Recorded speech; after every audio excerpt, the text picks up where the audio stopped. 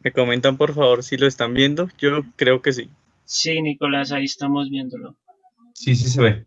Bueno, bueno, lo que yo hice con este discurso de los tantos que hay en la segunda parte, yo escogí este pues porque me llamó la atención pues el concepto que él nos presenta de la voluntad de poder. Entonces pues yo lo que yo hice básicamente fue una reconstrucción del discurso. Entonces pues se los voy a presentar. Pues yo tomé la traducción que hace el mexicano Andrés Sánchez Pascual de la Así habló Zaratustra. ¿Listo? Entonces vamos a comenzar. Reconstrucción del discurso de la superación de sí mismo de Friedrich Nietzsche.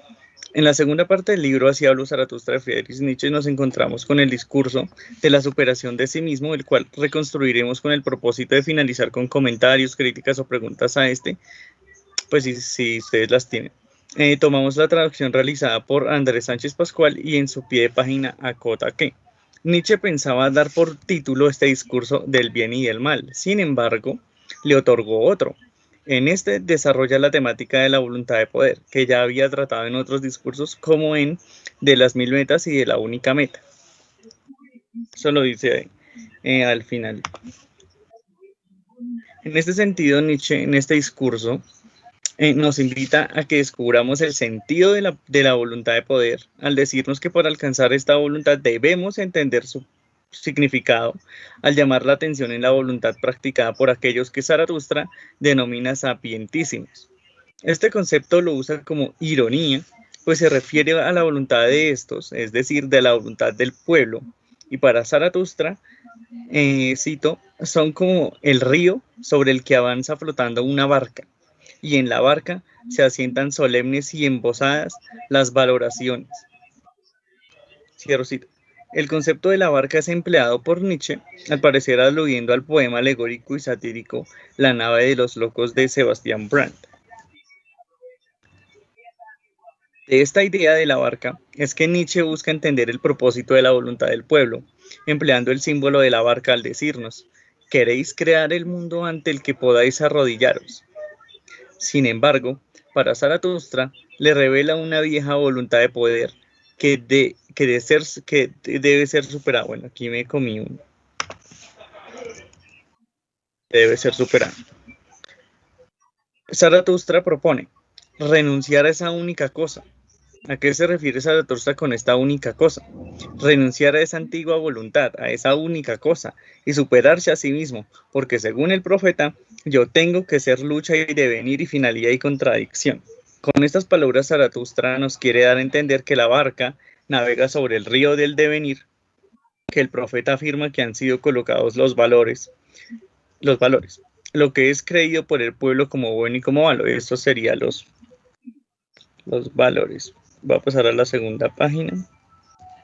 Posteriormente Zaratustra les exhorta al sapientísimo pueblo que no es el río vuestro peligro y el final de vuestro bien y vuestro mal, sino aquella voluntad misma, la voluntad de poder, la inexhausta y fecunda voluntad de vida. Por consiguiente, Nietzsche pretende en esta parte del discurso, a partir de la idea de voluntad presentada por Zaratustra, definir a qué se refiere con los valores de bien y de mal a partir de esta. El título del presente discurso, de la superación de sí mismo, tiene su sentido al final de este, al decirnos Zaratustra: quien tiene que ser un creador en el bien y en el mal, en verdad, ese tiene que ser antes un aniquilador y quebrantador de valor. ¿Sí? Sí dice así, Jairo. No, quebrantar y quebrantar valor. Quebrantador de valores, creo que era la. Y quebrantar valor. Así, quebrantar, sí, no así, así. Sí, ser antes un aniquilador y quebrantador de valores y quebrantar valores. Yo no Creo sé, que quebrantar sí y quebrantar sí, creo valores. Sí, y quebrantar valores, sí, sí está queda bien. mejor. Por ende, Zaratustra argumenta que yo soy lo que tiene que superarse a sí mismo. Si ustedes se dan cuenta, yo aquí puse, aquí hay un 1, aquí hay una cita a pie de página, se las voy a leer. Dice, en un capítulo de Ex Homo, titulado Porque soy un destino, en el parágrafo 2, nos dice que el concepto tiene que, en alemán muss, es variada por querer, que es will. Lo que nos permite entender la significativa variación que imprime Nietzsche a esta concepción en su obra. Le tiene que a querer. Por eso aquí él aquí dice, tiene que. Acá por aquí se tiene que. Quien tiene que o quien quiere ser. Es el propósito de Zaratustra a partir de la superación de sí mismo, que el pueblo que lo escucha pueda entender la palabra acerca del bien y del mal, teniendo acerca de la índole de todo lo viviente. Zaratustra dice que todo ser viviente es un ser obediente, al contraponerlo con el ser que manda, ser señor, de acuerdo con ello. Según el profeta, el ser que manda tiene que ser juez y vengador y víctima de su propia ley, porque Zaratustra, al compartirnos su propia experiencia, nos dice que en la voluntad del que sirve encontré voluntad de ser señor. Tanto ser siervo como ser señor, en palabras del profeta, tienen dos características que le permiten comprender los dos valores de su propia voluntad, a saber, se le dan órdenes al que no sabe obedecerse a sí mismo, y para el que sabe mandar es más difícil que obedecer. Por consiguiente, Zaratustra nos invita a que superemos estos valores por medio de la creación, al decirnos, quien tiene que ser un creador en el bien y en el mal en verdad, ese tiene que ser antes un aniquilador y quebrantar valores. Vuelvo a repetir la cita pues anterior. En este sentido, para Zaratustra, solo donde hay vida hay también voluntad de poder. Una voluntad que busca lo máximo, una voluntad que busca lo máximo se entrega y por amor al poder expone su vida. De esta manera entendemos cómo Zaratustra nos expresa su propia experiencia exhortando la voluntad de otros, de la voluntad de verdad, de la voluntad de existir. Por ejemplo, pues ellos saben que esta idea de voluntad de vivir es propuesta pues por Schopenhauer y criticada por Nietzsche en este discurso. Aquí también hay una cita a pie de página. Y pues dice Nietzsche que pues que esta voluntad no existe, la de Schopenhauer. Nos dice Zaratustra al respecto, lo que no es, eso no puede querer, mas lo que está en la existencia, ¿cómo poder seguir queriendo la existencia? Nos dice Nietzsche.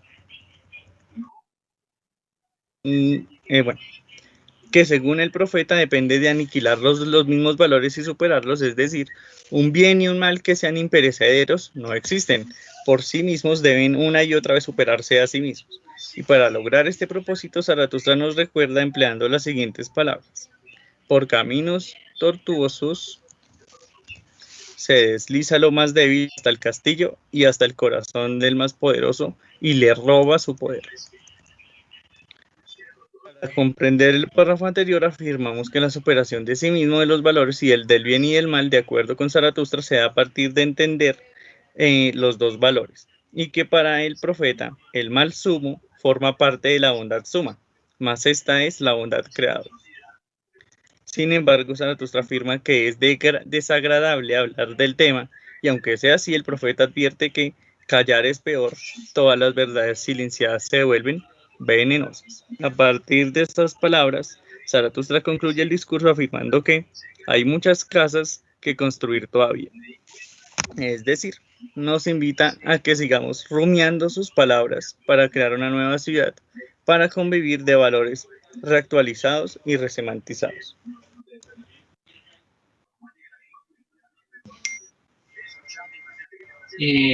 Muchas gracias, Nicolás. ¿Alguien quiere decir algo sobre este discurso? La primera que tengo es, ¿alguien lo había escuchado, lo había leído? ¿O ustedes habían leído otros discursos? ¿O qué les pareció este? ¿Qué opinión tienen?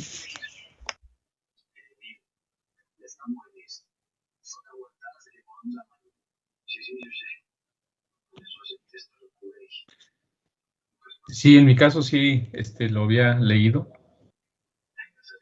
Pues es profundo. La superación, pues, de sí mismo, de uno mismo, pues es constante, es sobre todo reflexiva y creo yo que pues implica en todo momento la construcción moral que uno tiene, pues desde la cuna, ¿no? Porque pues esa base, pues que distingue bien entre lo bueno y lo malo, pues está cargada de eticidad y de una moralidad, pues que no es espontánea. Eso es lo que quiero decir, ¿no? Que tiene carga social, tiene carga religiosa, tiene carga, pues, e incluso, pues, Política, ¿no? sí, básicamente. Entonces, ¿cómo, cómo ser, um, cómo superarme a mí mismo desde ese punto de vista, pues siendo mexicano? ¿Cómo puedo superarme desde ese punto de vista siendo afgano, ¿no? Ahora que tenemos un tema aquí muy, muy fresco y una referencia, de nuestros días, cómo superarme a mí mismo en base al bien y al mal, siendo ganés o, estando, yo me pongo a reflexionar, ¿no? Como si hay personas que nacen o viven en un entorno, quiero ponerlo así solamente como ejemplo, no someterlo a la crítica directa, sino como ejemplo, como una persona que nace y se desarrolla en una familia que pues está fuera de lo común, por no decir fuera de la ley, ¿no? ¿Cómo entendería yo mi superación siendo parte de, no sé, de una familia de gángsters o por no decir narcotraficantes? Entonces, no sé si yo ahí me viera leyendo a Nietzsche y veo este discurso, ¿cómo lo entendería? ¿Bajo qué juicio establecería yo mi propia superación? Porque creo que eso es lo que nos regala, ¿no?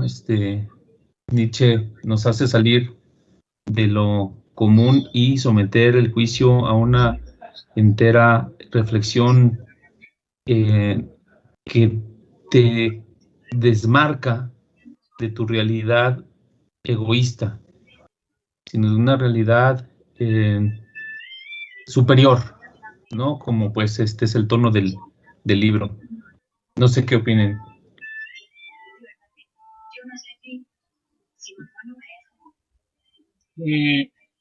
Ahí Nicolás hace una referencia a Sebastián Brandt, digámoslo así, creo que es un humanista, ¿no? Y un satírico, que también creo que es muy cercano a lo que Erasmus eh, escribe en Elogio a la Locura, ¿no? Y esta, Sí, y esta parte, ese concepto que emplea Nietzsche por la barca, es muy interesante porque es como si el mundo siempre hubiera estado loco, ¿no?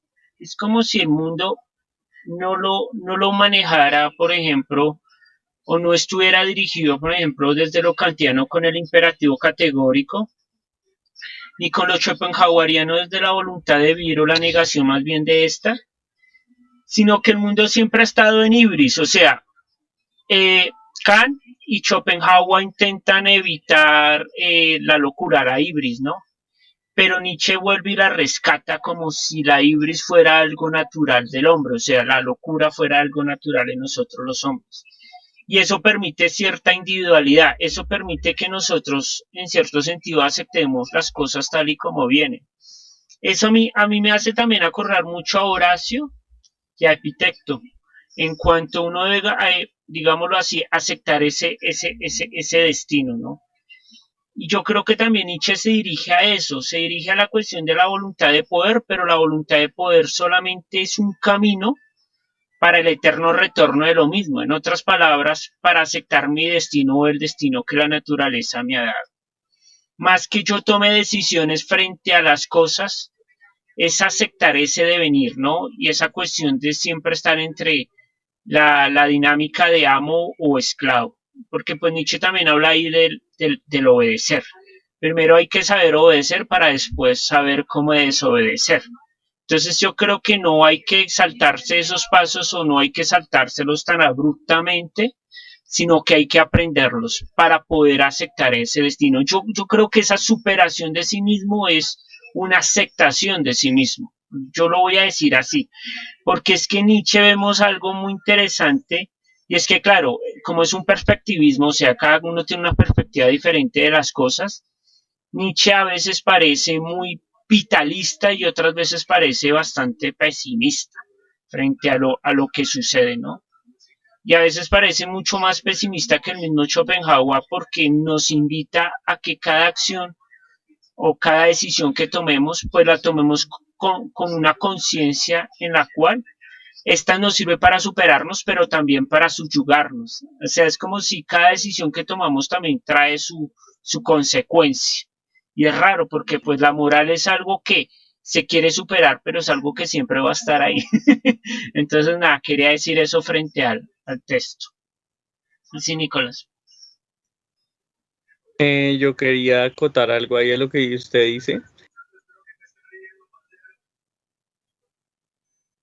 no tanto como, sino como una característica del propio superhombre, ¿sí? Es decir, eh, tenemos que tenerlo como un referente para nosotros también superarnos a nosotros mismos de nuestros, como usted lo llamó, de nuestras decisiones y eso, porque es cierto, nosotros tomamos decisiones que pueden venir con también su parte negativa y no nos demos ni cuenta, pues nosotros no somos conscientes, digamos, de eso y deberíamos ser conscientes de eso, ¿sí? Entonces yo siento que son características, son como una moneda, ¿sí? O no sé si decirlo así, no sé, nosotros buscamos una idea de justicia a lo Platón, pero en realidad todo lo que tenemos es un velo puesto, si me hago entender. O sea, no llegamos o sea, somos filósofos y no llegamos a la verdad del asunto porque hay un velo que nos lo impide, aunque quisiéramos llegar a esa verdad. Entonces yo creo que ahí Nietzsche también juega, yo creo que con eso, pero para mí son características, o sea, son la cara y las dos caras de la misma moneda, para mí es más que todo como eso, o sea, el superhombre es los filitos de la moneda. Sí me hago entender con las dos caras, ¿no? El bien y el mal, pero él es la filigrana, sí, el cosito este de la moneda delgadito, que lo hace delgadito. No sé qué opinión tengan ustedes, pues yo lo veo más así, pero sí, pueden ser también, usted lo puede mirar como unos pasos, yo sí lo veo más como una característica del superhombre. Lucía, ¿quieres decir algo frente a este texto? Sí, bueno, en este discurso en sí yo siento que el más plasma lo que es la importancia de la capacidad del hacer valoraciones y no tanto en sí de la valoración misma. Bueno, y que en esta capacidad de hacer valoraciones, de entender, ¿no? De conceptualizar, va a estar la superación del ser, la superación del hombre. Porque, bueno, menciona por ahí que en cuanto al bien y el mal, ¿no? Que los valores y todo esto no son, que bueno, que no son imperecibles. Bueno, de cierta forma van a caducar, ¿no? Y bueno, pues es lo que a mí me parece así como que más llamativo y que en esa capacidad de valorar va a estar todo esto de que de ser un bueno, de construir, de ser un aniquilador, ¿no? Pero también así tiene que ser eh, tanto para ser un aniquilador tiene que también saber, bueno, también tiene que ser un creador. Y bueno, que de cierta forma va a conectar todo eso, ¿no? En lo que es la superación del ser. Y que, bueno, pues sí, que de cierta forma, para poder llegar a esa superación, debemos deslindarnos de aquellos valores, aquellos ya conceptos y crear los nuestros en base pues nuestra propia concepción, nuestra propia idea. Y otra cosa que me pareció interesante y que me dejó ahorita pensando es lo que mencionaba Gildardo sobre cuáles serían las valoraciones de alguien que haya crecido en un contexto completamente distinto, ¿no? Y bueno, también he pensado bastante en ello. Y bueno, primero creo que no hay cómo escaparnos de la sociedad en sí de una manera tan abrupta como para que se generen unas valoraciones sumamente diversas, ¿no? Porque a la final somos seres que viven en comunidad y aunque se tenga una familia o una costumbre que sea bastante alejada, pues seguimos en un contexto de sociedad en la que dominarían ya valores establecidos. Entonces, bueno, ahí yo creo que igual esas valoraciones que sean, aunque se crezca en un contexto familiar diferente, bueno, creo que igual esas valoraciones van a estar sujetas a la sociedad y a la cultura en la que crezca esa persona, ¿no?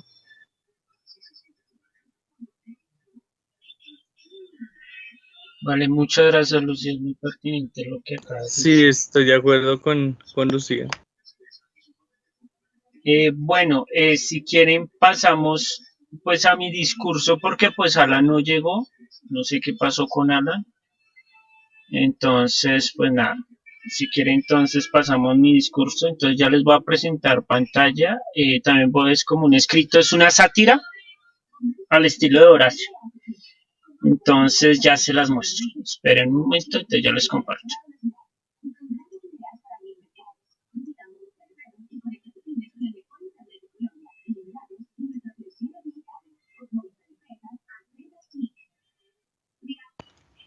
Hoy no hubo tanta gente, ¿no? No. No, ya están viendo ahí la pantalla, si están viendo el documento, ¿no? Sí, sí, señor. Sí, Sí, sí, sí. Listo, sátiras. Entonces yo escogí la cordura respecto frente a los hombres, que está casi a lo último de la segunda parte, de la cordura respecto a los hombres, ¿listo? Y de ahí pues saqué una sátira y es una vivencia mía, ¿no? Cito a Nietzsche y demás para eso. Entonces voy a leerles. Pues el libro primero uno. Cuando era más joven vivía entre la cordura respecto a los hombres, sobre todo en noches de penurias, suficientemente oscuras para hacer de mí un hombre imaginativo. Y como Ulises que se aferra a su nave, para no sucumbir a los cantos de las sirenas, asimismo yo me aferraba al engaño de los hombres, sobre todo cuando veía que mi padre, en la embriaguez de lo dionisiaco, golpeaba de manera incompasiva a mi madre. Se preguntarán ustedes, ¿acaso tenía miedo a dicho monstruo? Tal vez, pero mi voluntad era férrea y recordaba las palabras de Zaratustra. Me aferraba a sus discursos como ninguno otro. Al hombre se aferra al hombre se aferra mi voluntad. Con cadenas me ato a mí mismo al hombre, pues me siento arrastrado hacia arriba, hacia el superhombre. Hacia allí tiende mi otra voluntad. Y para esto vivo ciego entre los hombres, como si no los conociese, para que mi mano no pierda del todo su fe en algo estable. Yo os conozco a vosotros, hombres. Esta es la tiniebla y este es el consuelo que me han rodeado a menudo. Estoy sentado junto a la puerta de la ciudad, expuesto a todos los bribones, y pregunto, ¿quién quiere engañarme? Esta es mi primera cordura respecto a los hombres, y el dejarme engañar a fin de no tener que mantenerme en guardia frente a los engaños. Cierro cita. Entonces mi corazón se calmaba sobre todo cuando sentía las manos de mi padre en mis piernas y cara, con el propósito de despertarme, para luego en su locura golpearme. Este dejarme engañar por mi padre era la mejor manera de no mantenerme engañado. Mi ingenuidad siempre fue delirio y precipicio de mi corazón. Esto bizarro, como ningún otro anatema de cualquier cristiano, me hizo resistir la adversidad, comprendiendo que para estar más cerca del Yuvamensh, acá sería del Yuvamensh, corrijo ahí, era necesario ser el bufón de los hombres. Abro cita. Para que la vida sea buena de contemplar, su espectáculo tiene que ser bien representado, y para ello se necesita buenos comediantes. Buenos comediantes me han parecido todos vanidosos. Representan la comedia y quieren que la gente guste de verlos. Todo su espíritu está en esa voluntad. Ellos se ponen en escena, se inventan a sí mismos. En su proximidad amo yo contemplar la vida. Se me cura así la melancolía. Así pues, cierro cita, así pues cuando veía a mi padre en las influencias del dios Baco, y al despertarnos a comer y darnos con el látigo de la virtud, mi alma se separa de los caprichos de la diosa Fortuna, y era de nuevo un vanidoso con la vida, me comportaba como un personaje, un comediante que se vestía de guerrero y en el día hacía miles de violentas travesías y en la noche resistía el castigo de la providencia. La contemplación se convirtió en la mejor manera de vivir. ¿No es el artista un espíritu contemplativo? Y me preguntaba, ¿cómo un hombre debe superar al hombre diariamente? Abro cita. Y esta es mi tercera cordura respecto a los hombres, el no permitir a vuestro temor que me quite el gusto de contemplar a los malvados. Y soy feliz de ver a las maravillas que un sol ardiente encoba, tigres y palmeras y serpientes de cascabel. También entre los hombres hay hermosas crías de un sol ardiente, y muchas cosas hay dignas de ser admitidas en los malvados. Es cierto que, así como vuestro sapientísimo no me parecen tan sabios, así también encontré que la maldad de los hombres está por debajo de su fama. Cierro cita.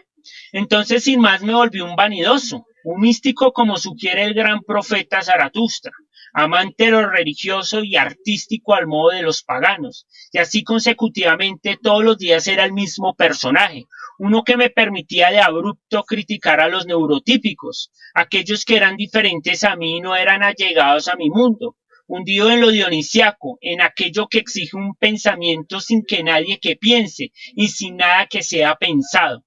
Máscara, máscara, decía para mis adentros en cada golpe que recibía de mi padre bárbaro.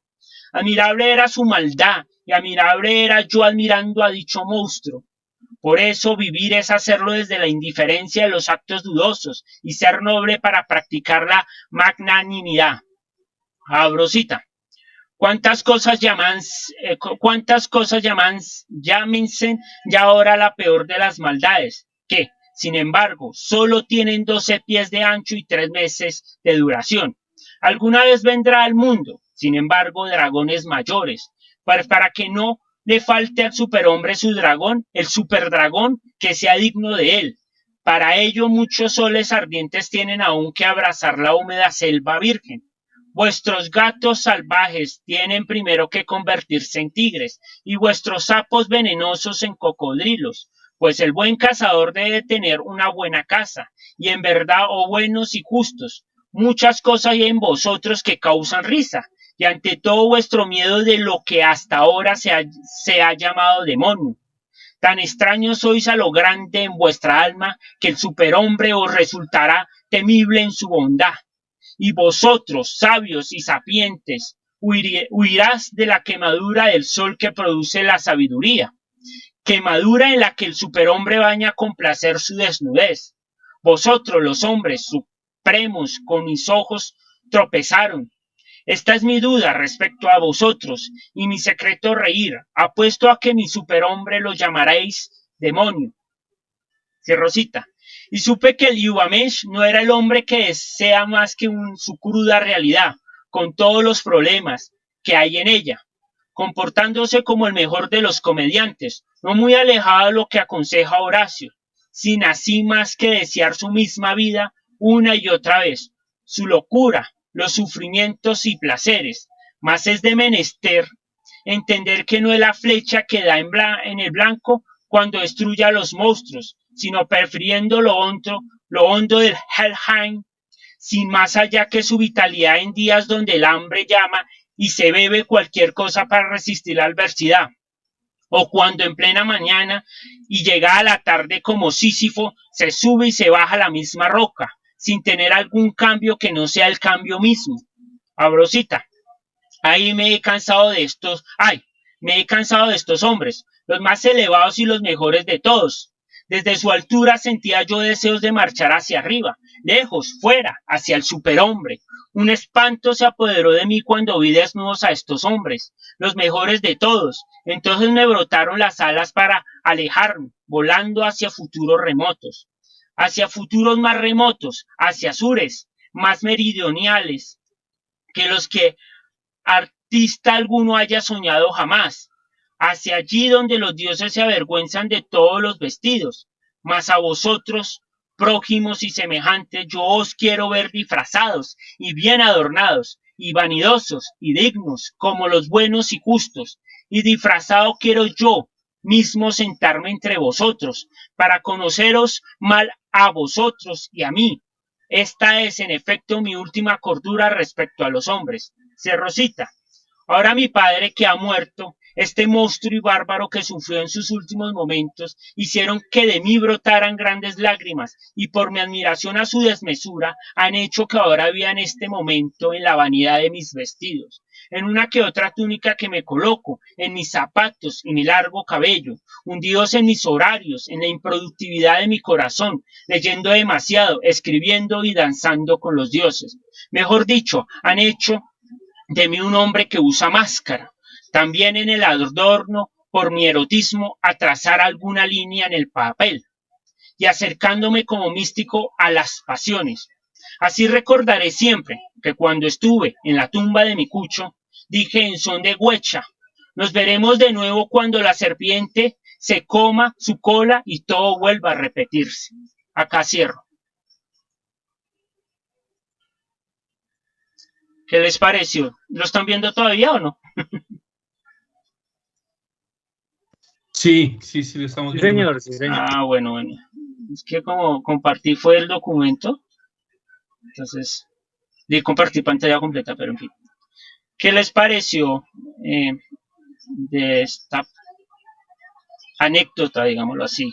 Pues tratando la cuestión de la cordura respecto a los hombres, ¿no?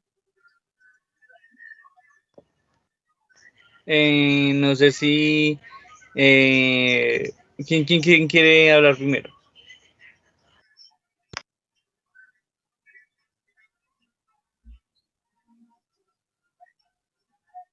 Adelante, Nicolás, Lucía. Pues por mi parte a mí me pareció bastante interesante lo que dijo Jairo y creo que él imprime también algo de su propia experiencia. No sé si es así, Jairo, de, de hacer esta relación.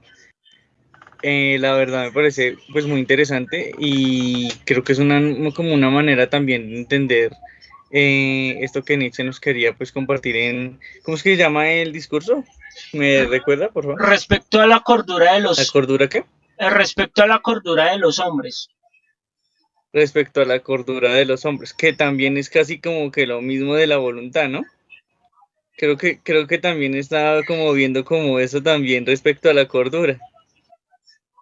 Que el Sí, loco también que el loco también tiene su cordura. O no sé ustedes cómo lo interpretaron. Entonces lo que Jairo nos quiere decir es que él también es un loco, pero cuerdo.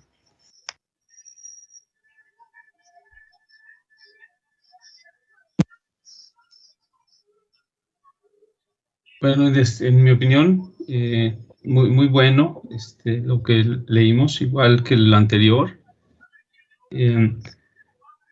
Tomé algunas notas pues de este texto y rescato algunos conceptos, ¿no? Hablamos de cuestiones místicas, de las máscaras. Me parece un tema bastante profundo y muy interesante. Estos sapos, ¿no? Convirtiéndose en cocodrilos, no sé, una evolución. Habla de la realidad, ¿no? Pues de cómo debe de olvidar, ¿no? Último hombre, ese misticismo y asumir su realidad humana digamos, lo material y es duro de enfrentarlo porque entramos al nihilismo, entramos a una etapa dura, ¿no?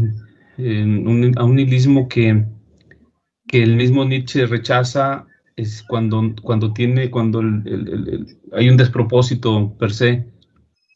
Entonces, tiene que haber una aceptación de la realidad, pues entiendo yo, para seguir por esa cuesta, pues imaginándonos este mito de Sísifo, con una permanencia y con una actitud, esa es la palabra, ¿no? Es con una actitud de lucha, de superación a cada instante. Otras de las notas que rescaté dice, grandes lágrimas por el padre perdido. Entonces, no sé si ustedes lo interpretan igual, estamos hablando pues en todo el contexto de la muerte de Dios. Entonces, si en esta reflexión estamos con ese enfoque, que yo sí lo vi, quizás estoy muy sesgado, pero lo vi este sentimiento de pérdida, ese luto, ese duelo, ¿no? Porque ya me di cuenta que el padre al que yo tenía, pues en esa concepción de que es el resolutor, el bondadoso, el que me va a recibir, pues en sus brazos en algún momento, no existe, está muerto, no hay tal. Entonces esas lágrimas son por enfrentar esa cruda realidad a la que estábamos haciendo referencia anterior. Y las máscaras, ¿no? Como parte también muy, pues, repetida. Las máscaras, pues, nos dan una defensa. Poner una máscara en la sociedad, poner esa... bueno, si más adelante hay oportunidad pues sí, de defender un poquito el punto, decía Lucía que pues finalmente estamos en una realidad, somos seres gregarios, quiere decir que estamos pues en una sociedad y la sociedad impone esa eticidad y esa moralidad, pero estamos hablando aquí de una deconstrucción, esta palabra que está tan de moda, no estamos deconstruyendo. Entonces si yo estoy viendo una perspectiva distinta de cómo, o sea, ¿quién me dice o por qué tengo que aceptar que mi actividad, la que sea, es mala? ¿No? Si yo puedo producir, estoy igual produciendo, simplemente porque un sector o porque alguien en el poder, que estamos hablando de eso, ¿no? Donde hay poder hay resistencia, refiriéndome o usando términos muy de Michel Foucault, ¿no? Donde hay poder hay resistencia. Y si yo quiero, si yo estoy en una deconstrucción de mi bien y mal desde mi punto de vista, ¿quién me detiene? ¿Por qué? ¿Quién me impone que esta actividad es buena o mala? Y bueno, entonces está la máscara, ¿no? Esta repetida alusión a un antifaz antes de mi cara real, o por qué la necesito en algún momento para cumplir mi misión. Y bueno, hay más, pero no quiero abusar de el micrófono, pues es cuanto por el momento. Muchas gracias, Gilardo. Muy pertinente todo lo que dijo. Lucía, ¿quieres decir algo?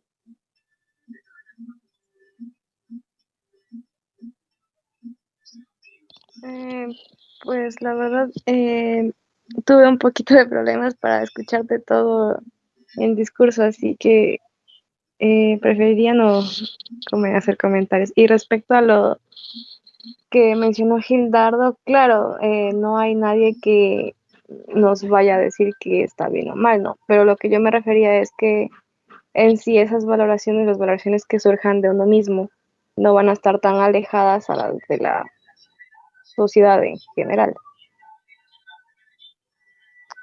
Pues eso. Vale, muchas gracias, Lucía. Sí, yo quería, pues, lo que decía Gilardo, colocando eso sobre la mesa, sí, es como un abandono del Padre, de ese que nos daba todo, o también de los mismos dioses, ¿no? Es como como afrontar ese nihilismo y afrontarlo de tal manera que lo único que queda es el Übermensch o el superhombre, ¿no? Nosotros, mejor dicho, cada uno de nosotros como individuos y cómo nosotros también enfrentamos esa muerte de lo, digámoslo así, de lo suprasensible. Pero también es una cuestión de aceptar pues esas máscaras y de interpretar, ¿no? De vivir la vida de manera artística. Que a mí me parece interesante que el arte es como la única manera hoy en día como de salir de ese nihilismo, si es que no lo ha sido siempre, ¿no? Porque el arte anteriormente se utilizaba también como una cuestión ritual para llegar a los dioses. Entonces, al no existir o haber muerto los dioses y Dios y todo lo demás, lo único que nos quedaría es el arte como aquello que nos ayuda a superarnos y a ser más que hombres. Eso es lo que quería decir frente a lo que dice Gildardo. Y me parece muy pertinente lo que Gildardo dijo durante toda la intervención, ¿no? Sí, es eso, es como la cuestión evolutiva también. No podemos ser indiferentes a eso, nosotros evolucionamos constantemente, ¿no? Y eso. Nicolás, ¿quieres decir algo más? O si quieren, pues no sé, ¿quieren discutir algo más? O damos, Pues bueno, sí, dígame. yo quería decir una última cosa con lo que dijo al final, y es que yo también veo el arte de esa manera, y también yo siento que también el arte es un acto catártico, es decir, que usted se puede liberar también de él. Y creo que en esa liberación va a ponerlo. Es decir, usted, no sé, usted está llevando un duelo y esa lucha es casi que con usted mismo, ¿sí? Pero aún así la causa va a ser, va a ser externa a usted, pero usted lo va a tocar demasiado profundo, pues por las diversas experiencias o vivencias que usted tuvo, digamos, en este caso con una persona, que ya no está, en este caso un padre, ¿sí? Pero puede ser también una madre, puede ser también un hermano, un hijo, o hasta un perrito, ¿sí? O sea, uno también se conmueve como, pues, con todo eso.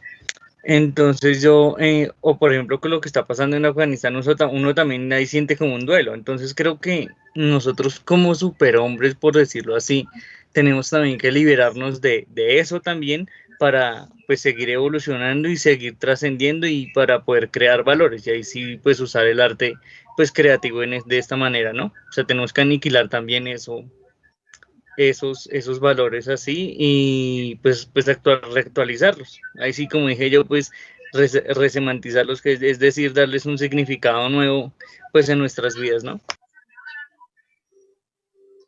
Sí, esa parte me parece interesante, lo de resemanticar. Sí, se dice así. Bueno, en fin. Eh, Porque es como, digamos, a esa cuestión simbólica o esa cuestión que se ha ido dando, es como, o volverla a su origen, bueno, aunque eso no es posible. Yo creo que es más actualizarlo, ¿no? Actualizar esas cuestiones que han sido satanizadas o vistas como algo malo, ¿no? Como lo que pasa ahorita en Afganistán, que bueno, están los islámicos fundamentalistas, que todavía viven en el siglo XV, creo que es, bueno, no me acuerdo, y que en cierto sentido pues colocan todas estas condiciones a las mujeres y demás, no permitiendo que éstas se liberen más. Y los que no son casi fundamentalistas, que toman el Corán pues como se debería tomar, como una guía más que como una regla, pues porque el Corán es una tradición oral que después fue escrita, ¿no? Pero estos fundamentalistas lo toman de una manera más ortodoxa y eso también no es bueno. Yo creo que siempre hay que saber leer entre líneas, ¿no? Y la cuestión de la hermeneuta, ¿no? Lo hermenéutico, que era cuando pues Hermes venía a los mortales y quería darle un mensaje a los humanos, ¿no? Entonces lo oculto, leer ese entre líneas. Entonces yo creo que sí, que eso nos ayuda a, a volver a esos significados, también a sus etimologías, también de cómo a sus genealogías, ¿no? Como por ejemplo Foucault hacía con con diferentes tipos de cosas, ¿no? Por ejemplo, el término criminal. Me parece interesante que Gildardo también lo hubiera traído a, pues, la conversación. En cuanto a lo que dice Lucía, es cierto, uno no puede pensar que los valores de uno nunca van a ser fuera o van a estar fuera totalmente de la moral, ¿no? Porque nosotros también somos en cierto sentido lo que desde el principio habíamos dicho, somos también el camello, somos también el león y también somos el niño, ¿no? Que ayuda, son los caminos, yo creo que es para llegar al Übermensch, o ya están, o son las características mismas del Übermensch. Y yo creo que aceptar ese destino, aceptar esa moral, es aceptar que siempre va a haber ese devenir y nunca vamos a poder superar. Yo no veo en Nietzsche que quiera superar la dialéctica entre amo y esclavo.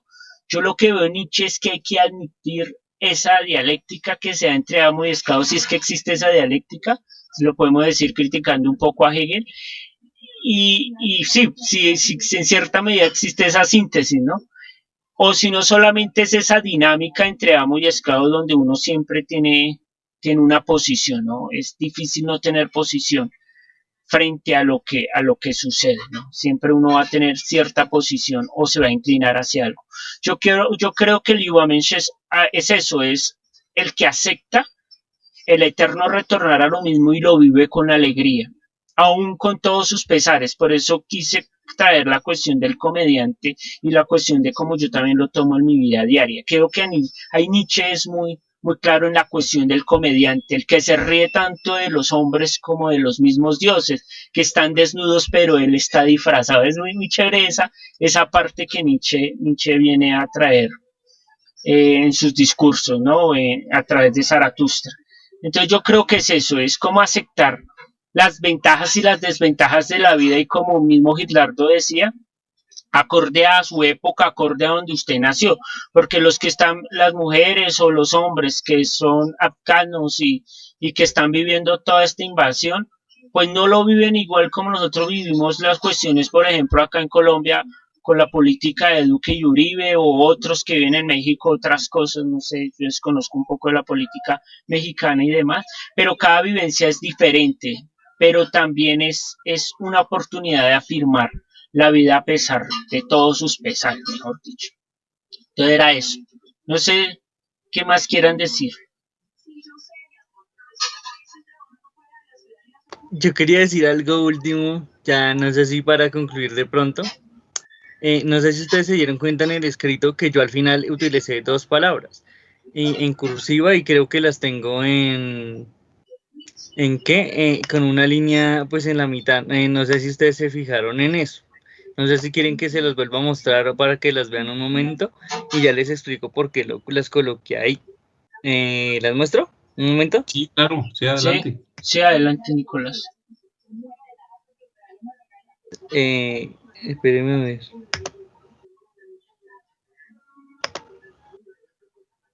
Aquí están. No sé si ahí las ven bien o las agrando.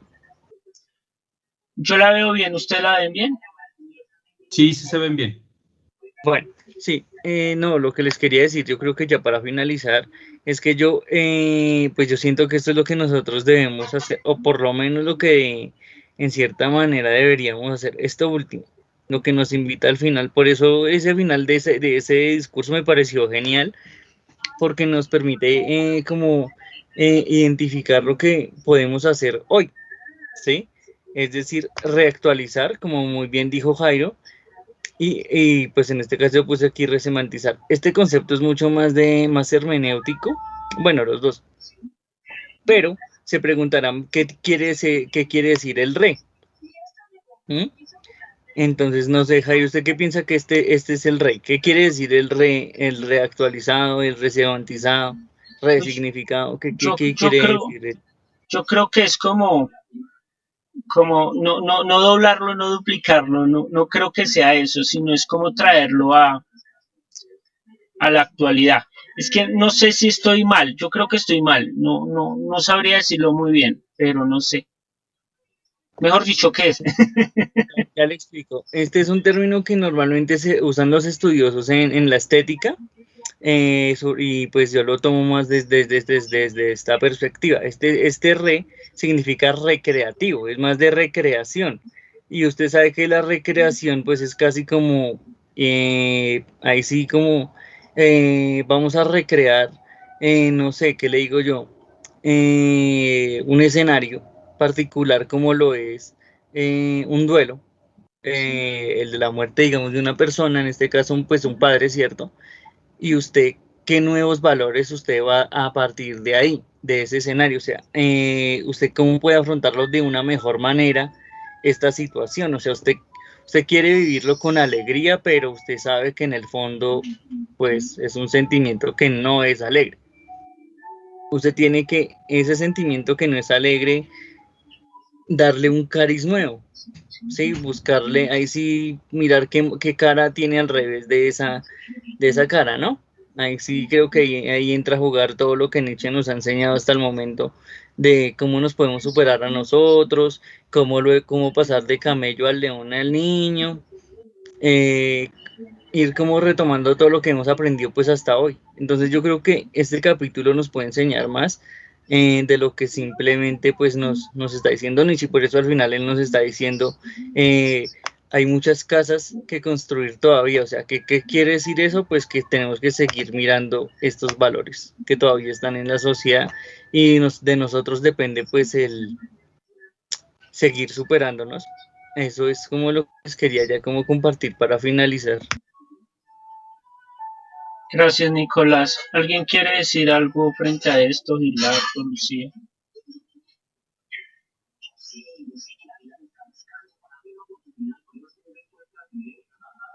Sí, bueno, me parece pues muy interesante el apunte que hace Nicolás. Sí, es una manera de, pues, de enfatizar, ¿no? De darle una idea. Me imaginé, ¿no? Con esta, pues, explicación, ¿no? Cómo se recrea nuevamente esa actualización, esa semantización, pues, de los valores, pensando en el Nietzsche decimonónico, ¿no? El Nietzsche de su tiempo. Y sí me parece oportuno. Y bueno, igual si será mi última intervención, me pareció muy constructivo, muy interesante. Agradezco esta sesión, los felicito a los que pusieron. Y bueno, por el momento sería todo. Les mando un fuerte abrazo y bueno, aquí estoy todavía para la despedida de los demás. Vale, muchas gracias, Gildardo. ¿Quieres decir algo, Lucía, frente a lo que acaba de decir Nicolás o algo? ¿O no? Pues que me pareció muy válida su explicación. Tal vez no le prestamos mucha atención a la última parte de su exposición, ¿no? Y pues que sí, también me parece interesante y un buen mensaje tal vez, ¿no? Lo que nos trajo Nicolás esta noche. Y pues eso, y gracias también, felicitarles, muy buenas exposiciones y bueno, que tengan también una muy buena noche. Vale, muchas gracias, Gildardo y Lucía. Pues a mí me parece, Nicolás, que eso es sumamente importante por lo que usted decía. Yo creo que ahí está así como la clave, como bien lo expresa su texto. Es que a mí me parece que siempre hay un juego, o sea, la otra es que yo le decía la historia del profeta que viene Dios y le dice que va a enloquecer a todo el pueblo, que si no se quiere enloquecer, entonces que guarde agua porque va a contaminar el lago. Eso es una historia que me contó un profesor de filosofía en bachillerato. Y entonces, bueno, Dios contamina el agua y todo el pueblo se empieza a enloquecer menos el profeta. Entonces el profeta, al verse tan solo, también pues consume el agua y está con el pueblo, ya está cansado de estar solo. Yo creo que esa es la cuestión de que el Yuamensho, el superhombre, en la superación de sí mismo, va a ser visto como un loco frente a los otros, ¿no? Alguien extraño.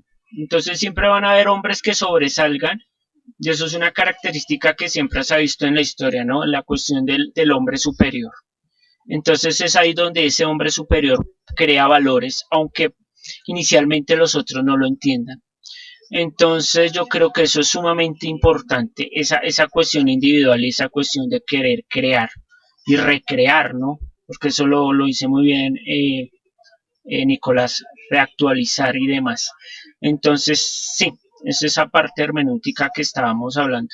Yo no sé desde Gadamer, pero sí, yo creo que es una parte hermenéutica interesante que hay que seguir analizando y hay que seguir como recreando. Y ahí está la cuestión de la máscara. Yo creo que la máscara y la cuestión del teatro es sumamente importante. Es como usted crea su personaje diariamente, ¿no? Entonces sí, es también sumamente importante eso. Entonces muchas gracias a todos, muchas gracias por la asistencia y espero que estén muy bien y entonces nos encontramos entre 15 días. Pues ya sería la intervención de Girlardo y Lucía, ¿sí? Porque pues Ingrid y Ricardo van a lo último, que hoy como no pudieron estar.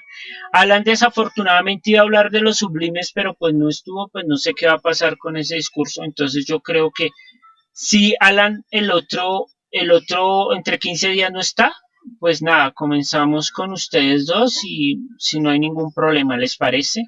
Entonces estamos hablando y que tengan buena noche. Sí, está muy bien. Buenas noches. Buenas noches. Chao, Nicolás. Chao, Lucía. Que estén bien. Chao, Gerardo. Chao, que estén bien. Chao. Gracias. Chao, que estén muy bien, que tengan buena noche.